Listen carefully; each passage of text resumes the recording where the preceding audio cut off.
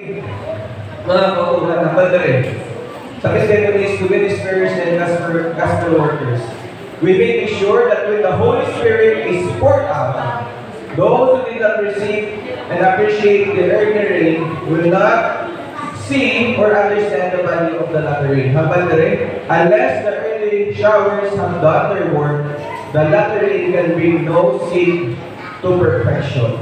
Ano wala ang kondisyon sa sining mga utod? As the disciples waited for the fulfillment of the process, ang unang ihambal na nila, yung kondisyon natin para makuha natin ang latter rain is una, ihambol natin ang ating mga kalikudoon.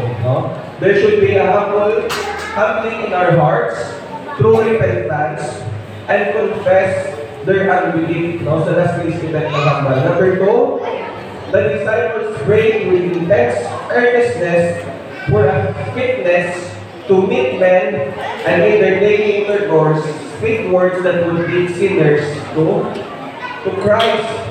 Kaya paano mo mabatong mga utod ang ulan kung wala mo di pakilala si Kristo? So number 3, putting away all differences, all desire for supremacy, they came close together in Christian fellowship. So dapat na ilang utod para mabago natin ng uling ulan ang mga differences pala sa isa. Ano natin isang kasay? Wala sa supremacy, wala sa ulo-ulo. Dapat alalangay. So they came close together. Kaya sila sa kinatawag na fellowship mga utod. Number 4, it was after the disciples had come into perfect unity, when they were no longer striving for the highest place, that the Spirit was poured out. So wala, gusto sila magpangibabaw sa isa. So ano mamatay, dito na nagbubuo ang Holy Spirit mga utod. So ano na resulta kung ang uling apat ng mga kondisyon ng ating pagkasundod? The results under the influence of the Spirit. So, ang resulta kung isunod na ito ng apat, una, the Holy Spirit enabled them to speak with fluency languages which they had carefully unacquainted. Number 3, the Holy Spirit did for them that which they could not have accomplished for themselves in the lifetime. 4, their hearts were surcharged with a benevolence so full, so deep, so far-reaching, that it impelled them to go at the ends of the earth. Number 5, the glad tidings of our risen Savior were carried to the uttermost parts of the inhabited world. And number 6, the church beheld converts flocking to her from all directions. Backsliders were reconverted. And number 7, the ambitions of the believers was to reveal the likeness of Christ's character and to labor for the enlargement of His kingdom. So ano lang difference mga utod? So the outpouring of the Spirit in the days of the apostle was called the former rain. So una, during sa Pentecost, ginatawag ko sa former rain or nauna o naulan. Ang resulta mga utod, maayo. But the latter rain will be more abundant. So kung abundant or maayo ang pagbubo sa former rain or sa early rain, mas madamo pagiging ang bubo sa latter rain. So imagine na lahat na utod sa Deo Pentecost, pila ka mga tao ito na convert. Pila? Kalaan daw? Pila ito mga tao na convert? Thousands? 2,000 per day? Utod na convert mga kaparan. So, sa latter rain will be more abundant. So, mas damo ang madalasa sa Ginoo. So, ano pala ang purpose sa latter rain mga utod? Una, to prepare the church for the coming of the Son of Man. Ang purpose ng latter rain mga utod to prepare the church for the coming of the Son of Man. No? So, isa pa nga, kinata sa lateray, pero wala natin na-chinihan kung ano ginang-purpose ng lateray ng auto. Number 2, a revival of primitive godliness as has not been witnessed since apostolic times. Number 3, for the ripening of the harvest. Para maluto na ang mga halabiso ng utod. No? Number 4, to give power to the loud voice of the third angel. So, para tagaanta ang kahong or power, ang dakong tingog sa ikatatlong anghel. Number 5, prepare the saints to stand in the period when the 7 last plagues shall be poured out. So, ang mission na natin rin, I heard those clothed with the armor speak forth the truth with great power. It had an effect. I asked, what had made this great change? Ano wala ang epekto na dako ang pagpag-umaw? Sabi rin, an angel answered, it is the latter rain, the refreshing from the presence of the Lord, the loud cry of the third angel. So ano kinala natin sa auto? Sabi sa angel, it is the latter rain, the refreshing from the presence of the Lord, the loud cry of the third angel.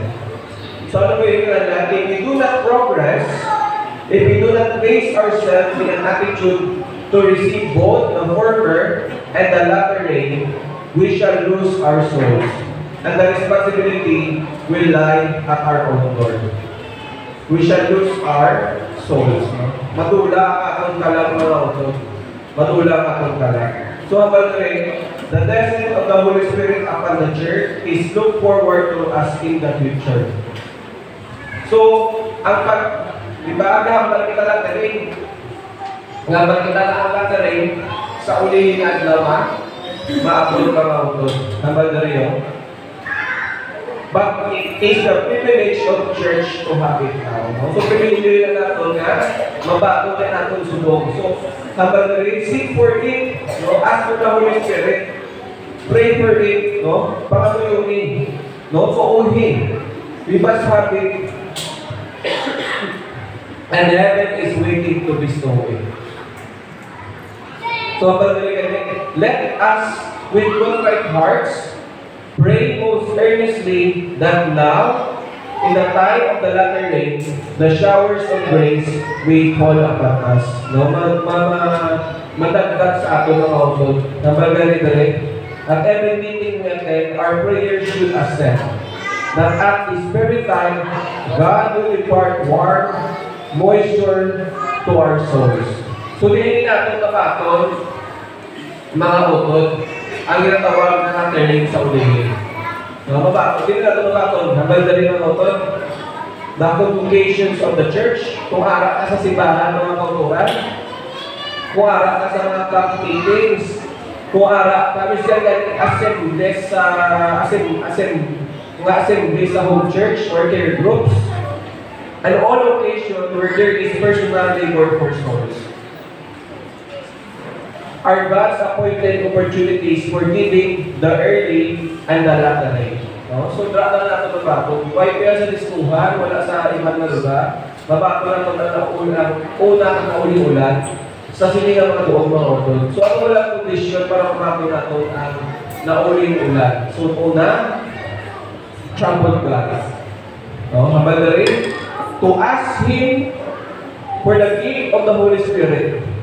Mga trouble, gawin ka pa kayo ng mo sa Ginoo, trouble mo lang Ginoo. Kung sabi makita po ng bata, kaluwin ka, kampiyon sinusitsit, makalta.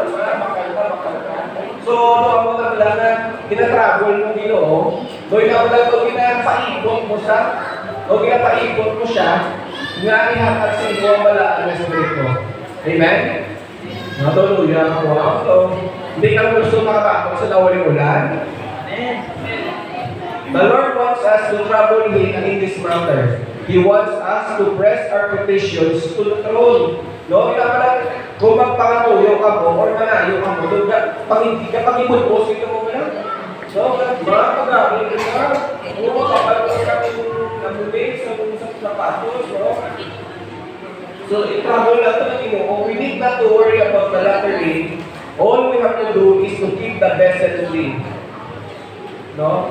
Kaya paano ka bunuan sa Holy Spirit kung puno ka na? No? Pride mo, puno ka. No? Hindi ka na nagbago. Kung ano ganin kanta, ta-fill my cup, Lord. Paano ka sundan? Kaya puno na imong bigbe, hasta ka na sa bigbe yung imong vessel. No? Hindi ka na gusto susundan. No? Magaling mo? Keep the vessel clean. Keep praying. Let the latter rain come into my vessel. Let the light of the glorious angel which unites with the third angel shine upon me. Let the light of the glorious angel which unites with the third angel shine upon me. Give me a part in the work. Let me sound the proclamation. Let me be a co-laborer with Jesus Christ.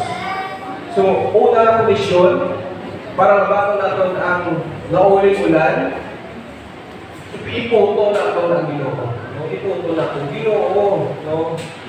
Pwede pa lang, ipoto, wala akong ganyan pa kayo, kasi Ginoo, na magpakaluyo, para ihakas sa isang katao, so pa ipoto ng Ginoo, wala? No?